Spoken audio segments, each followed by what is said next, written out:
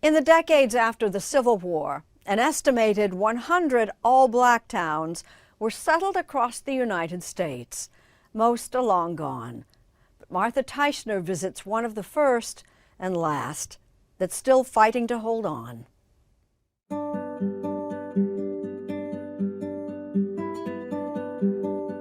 It's only the telling that makes sense of these old photos of Eatonville, Florida. And the great teller of Eatonville's story was anthropologist and noted writer Zora Neale Hurston, who grew up here. Joe Clark's store was the heart and spring of the town. Men sat around the store on boxes and benches and passed this world and the next one through their mouths. Third-generation Eatonville resident N.Y. Nathiri heads the Association to Preserve the Eatonville Community. Joe Clark is which one? Standing at the left, Joe Clark was the mayor and actually the founder of the town of Eatonville. In 1887, that it even happened was remarkable. After the end of the Civil War, formerly enslaved African Americans flocked to Central Florida to work. White property owners refused to sell them land until Joe Clark convinced two white Northerners with homes in the area, Lewis Lawrence and Josiah Eaton, to make available plots they could buy in what became Eatonville, one of the first black towns to incorporate.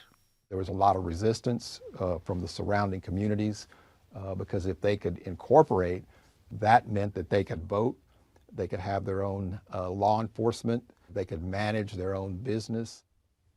Everett Fly is a landscape architect who has spent more than 4 decades researching black towns.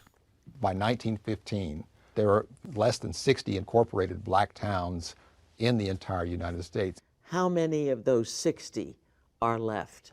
I think probably 20, 25 is all that's left. More than 90% of it is about racism. It's everything from, oh, it's not important, or they won't know the difference if we move them out or erase them. No one's going to do anything. Eatonville today is struggling. The median income here, around $27,000 a year. This Family Dollar is the only store. There's no supermarket, no gas station, no pharmacy. So many of the black towns have disappeared. What's different about Eatonville? What we have the ability to do here is to leverage the genius of Zora Neale Hurston and the authenticity of Eatonville as a cultural and historical space.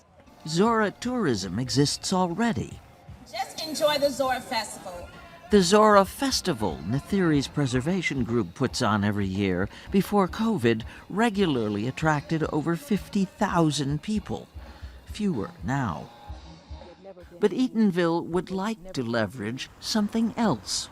This land, 100 acres, 10 minutes from downtown Orlando, half an hour from Disney World, valued at more than $20 million in 2019, certainly worth much more now.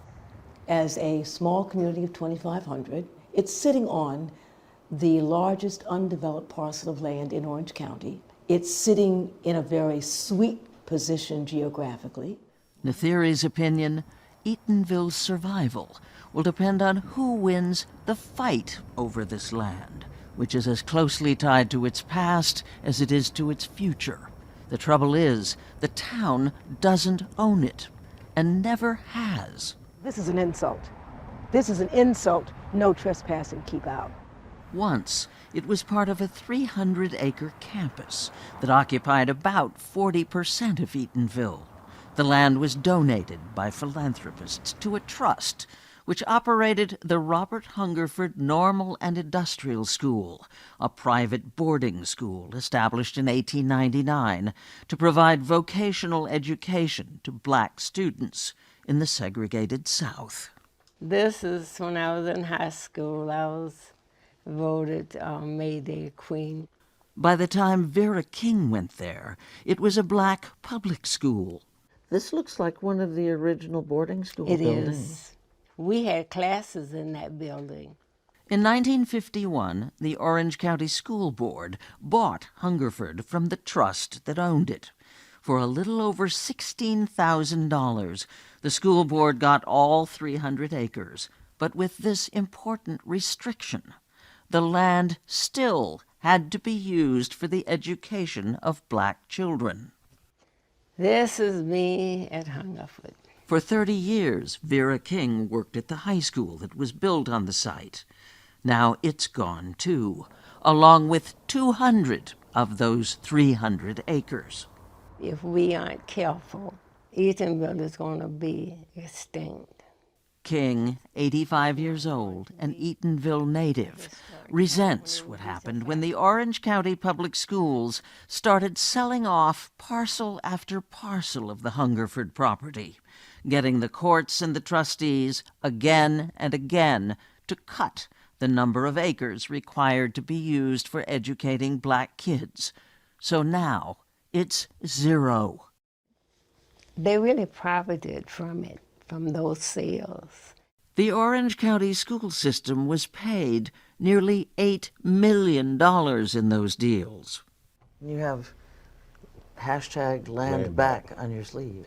Yes. Nobody has made enough noise, and nobody has demanded the land back. Julian Johnson isn't the only Eatonville resident who thinks the Orange County Public Schools ought to just give the land to Eatonville as a kind of restitution.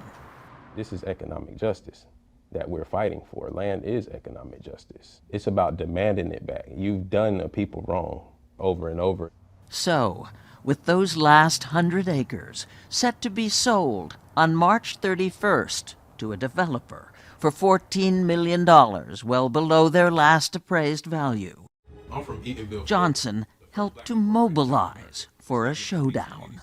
The streets are talking, the people are talking, and the people are angry and furious. The only control Eatonville has over what gets built is through its zoning and planning.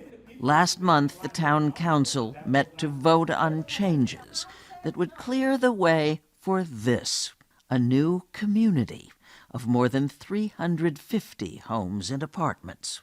Once the project is built out, it'll offer shopping, dining, entertainment options for residents and visitors to partake and enjoy. The packed room didn't see it that way. Quite simply, this development will erase this living, thriving, historical community. For y'all to come and put all this stuff up here and think we as black people gonna be able to stay here, shame on yourself. We're gonna be outnumbered, and I want you guys to vote no. They did. But the developer can still buy the site and build, so long as it's something consistent with Eatonville's vision for the town's survival. In a statement to Sunday Morning, the Orange County Public School System reaffirmed its commitment to go ahead with the sale. No word yet from the developer. For Eatonville residents, a lawsuit may be next. A last stand in a losing war? Not if they can help it. This is sacred land. It's special for us. It's who we are. And we're not going to let them take it away from us. No.